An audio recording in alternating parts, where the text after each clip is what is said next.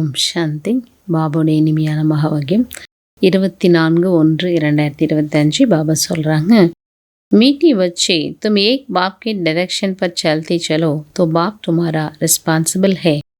बाप का डायरेक्शन है चलते फिरते मुझे याद करो.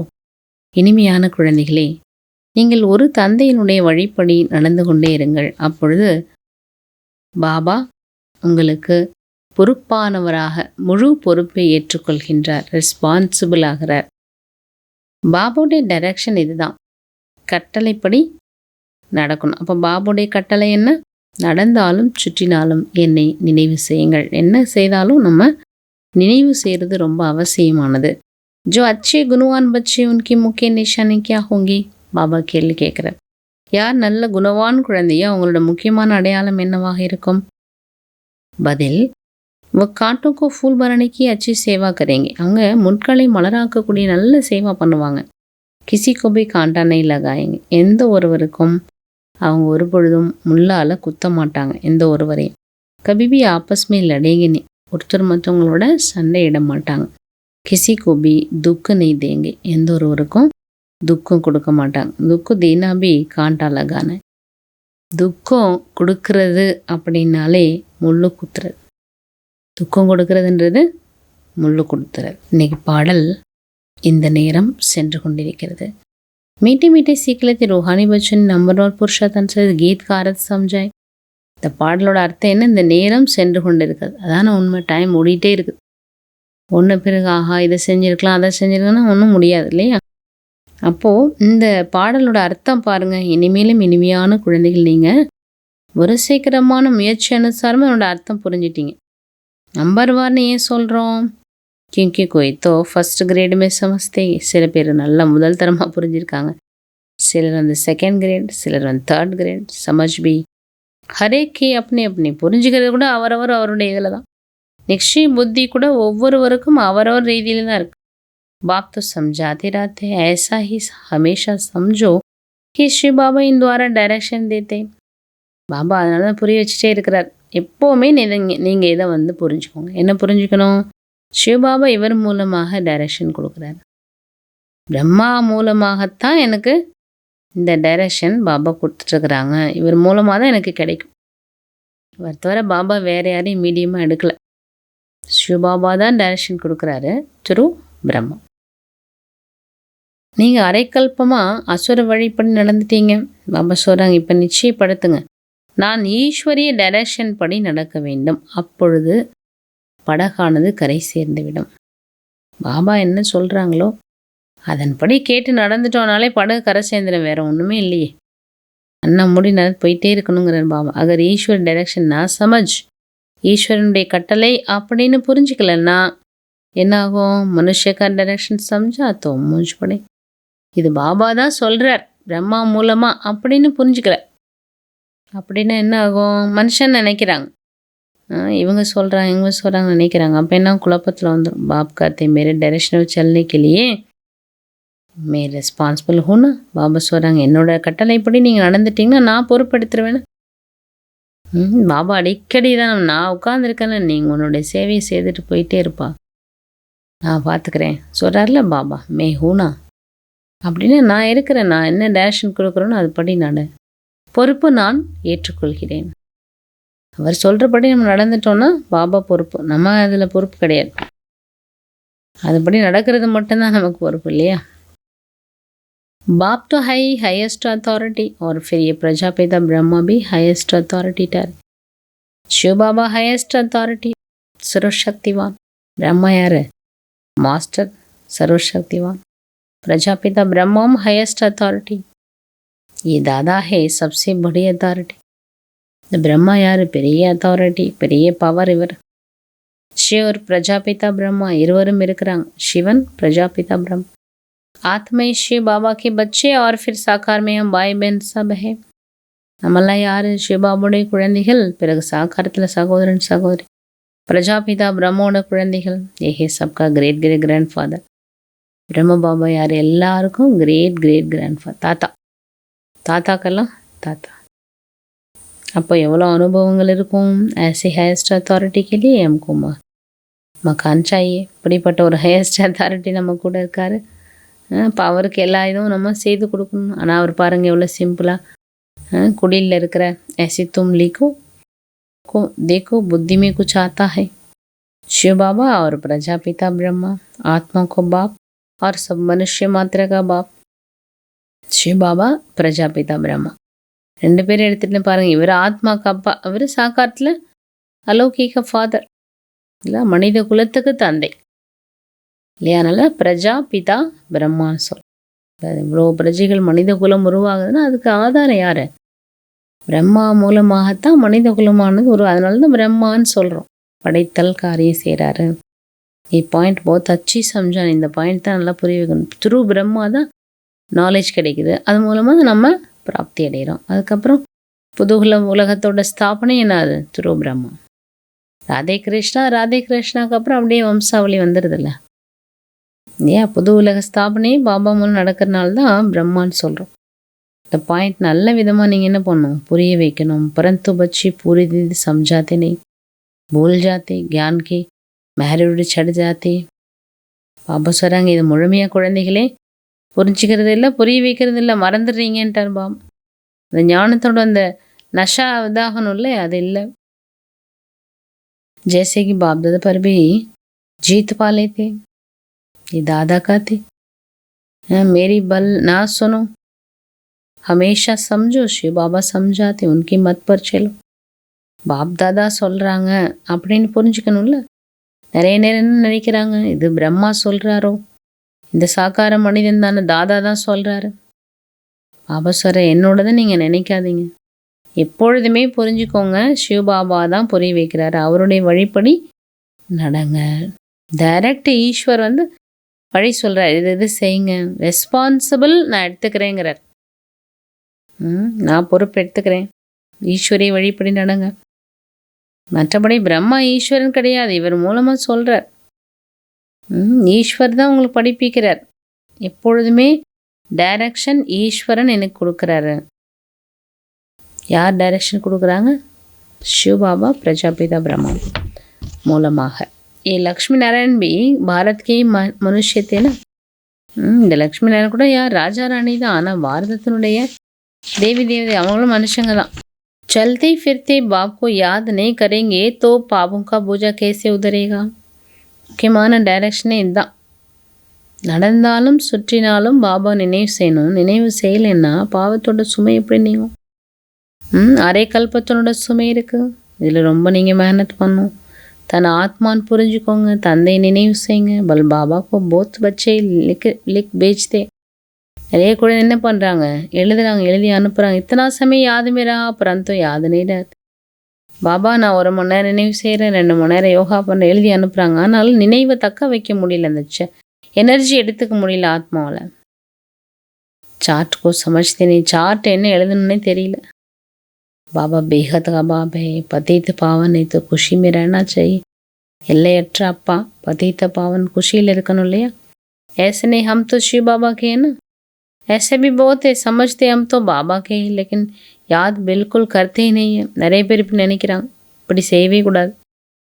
நான் இருக்கிறதே பாபாவோட குழந்தை தானே, அதில் என்ன பாபா நினைக்கிறது, அப்படி என்ன செய்கிறது? நான் பாபா குழந்தை தான், எப்போவுமே பாபா குழந்தை தான், எல்லாருமே பாபா குழந்தை தான். ஞானம் கேட்டாலும் ஞானம் கேட்கலனாலும் அவங்களும் சிவபாபாவோட குழந்தை தான். இப்படி நிறைய பேர் இருக்கிறாங்க, ஏமாற்றிக்கிறது.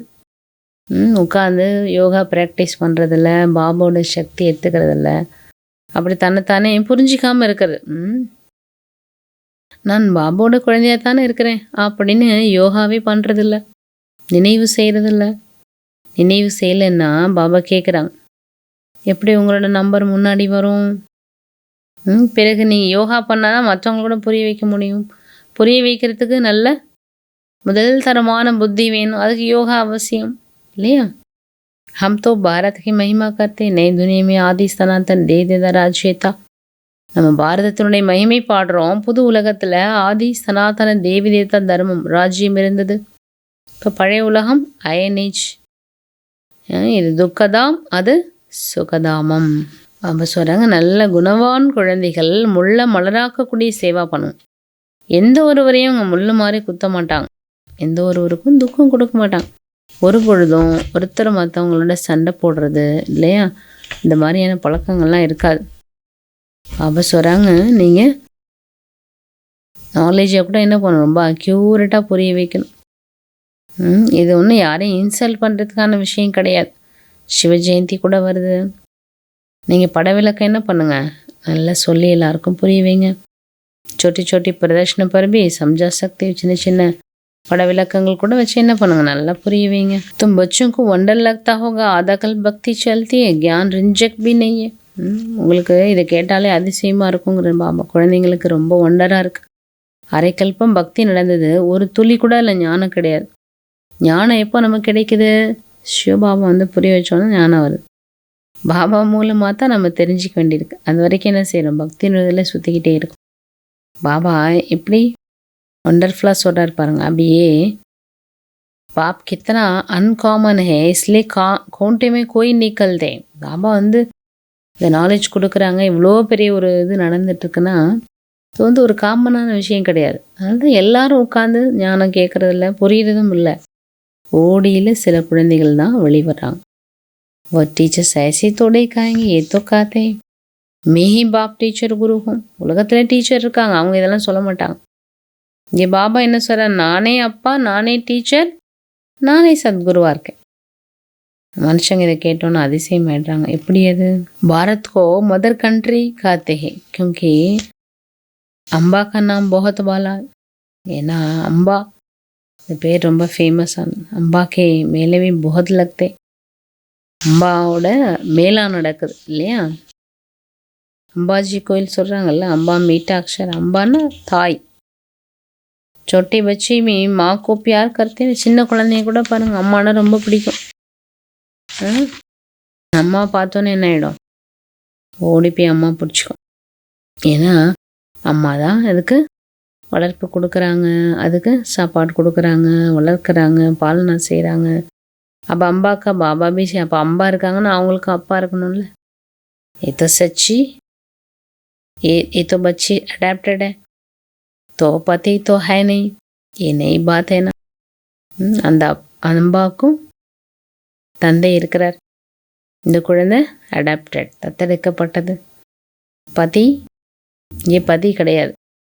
இதெல்லாம் புது விஷயம்ட்டார் பாபா. பிரஜாபிதா பிரம்மா